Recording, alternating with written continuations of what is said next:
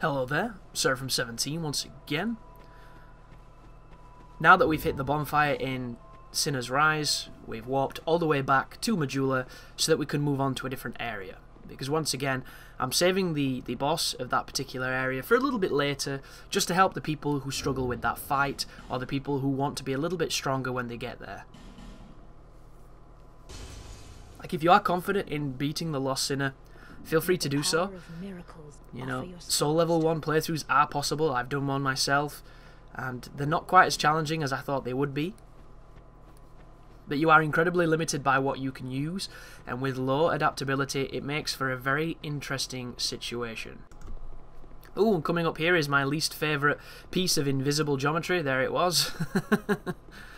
Like, that wall has some wicked phantom range. It's so dumb. Like, the geometry that you can't see where the texture is lined to, it's just baffling. Like, I've stood perfectly still on that edge, and there's easily a meter's worth of distance between the actual wall that we see and the wall that exists. It's one of those strange inconsistencies with the game. But this is Falcon. He's going to be the highlight of this video because he's going to enable us to get the second part of our arsenal, which is some very powerful hexes. And the hexes themselves are Resonant Soul, Great Resonant Soul, and if you want to have a buff, you can use the Resonant Weapon. Obviously, I don't have any souls because I just paid the toll at that con merchant, so now I have to use a couple of these. Because this is a throwaway character, I have no attachment to any boss souls, guys, so in any of the videos where you see me using boss souls, it's because I didn't want to waste time going to farm, and it's that simple, really. Like, a lot of the weapons that they make, my character wouldn't be able to use anyway.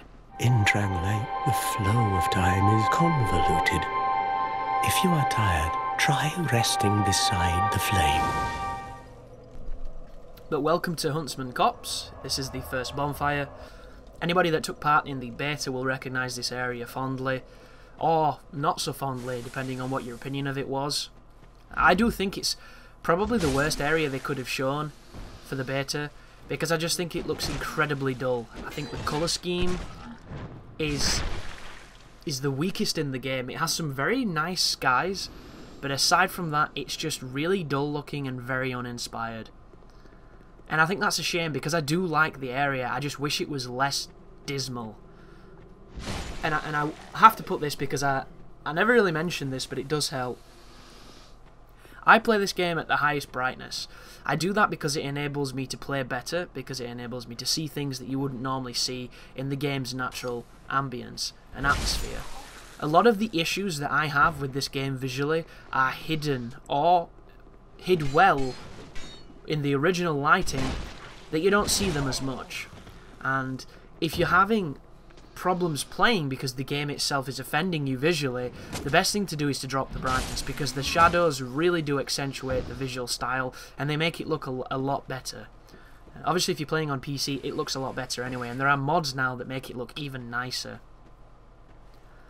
Just use them at your own risk, because there's a lot of warnings saying there's some sort of system in play now that if you start using mods you might get banned, which I just don't understand that, man. The whole point of PC games is so that mods and things can exist. You know, the modding community are essentially tomorrow's games designers, because a lot of the people making, you know, those maps and those super successful, you know, arenas go on to be hired by companies who are designing your favourite games. And all they're doing there is limiting that kind of exposure, which is just baffling. But this area has a new enemy since the beta. It is the moths, poison moths, and yeah, don't do that. I thought I had enough firepower to either crush this guy or kill him before he swung, and I was wrong.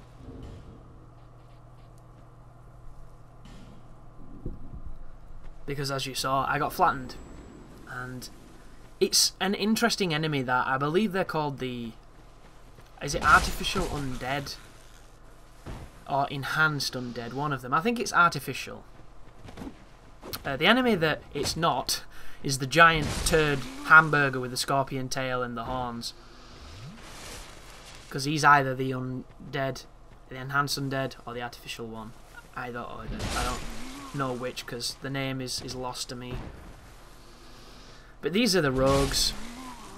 And the rogues themselves are one of those enemies that can do incredible amounts of damage if they catch you off guard. Like this guy. He starts his attack while he's falling, in some cases. So the moment he lands, he's already in the middle of his combo, and if you get hit by it, it can take off half your life. And there's a lot of enemies on this game that are like that, and they remind me of the Bone Wheel skeletons. Because on Dark Souls, I've already mentioned this observation, but I have to reiterate it because it's true. Dark Souls was a single hit kind of game. Enemies did have combos, but the combos were rare, and they caught you out because they were rare. On this game, it's the complete opposite. Almost every single enemy does a 3-hit or a multi-hit attack every time. And then every so often, they'll do a single hit, and it'll be slower, or just a single one that's quite fast.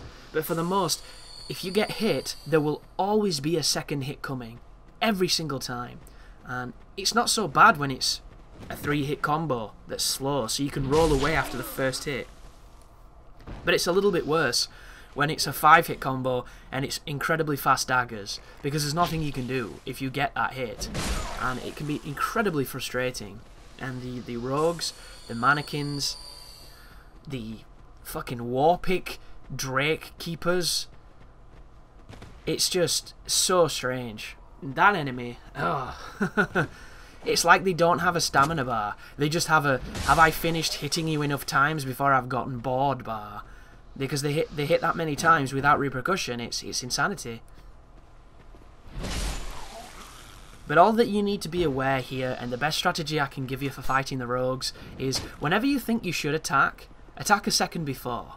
Because chances are there'll be enough delay from you pressing the button to your character getting to the attack part of the animation, and in that delay you'll get hit. And I'm doing a fantastic showcase of that right in this particular area. I'm getting hit a lot, and it's trades that I'm winning, but they're weakening me, so I'm using quite a lot of life gems. And it's all because I'm not preemptively swinging, which is the best way to succeed. But here is the awkward dude on the platform and the merciless Rowena Phantom.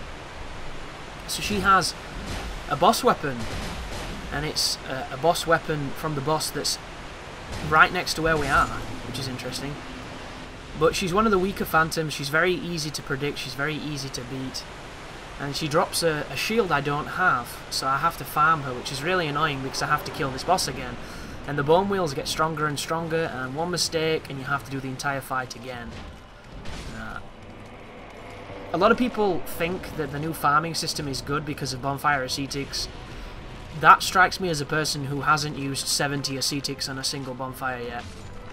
Because that's when you start to really realise that maybe this is bullshit.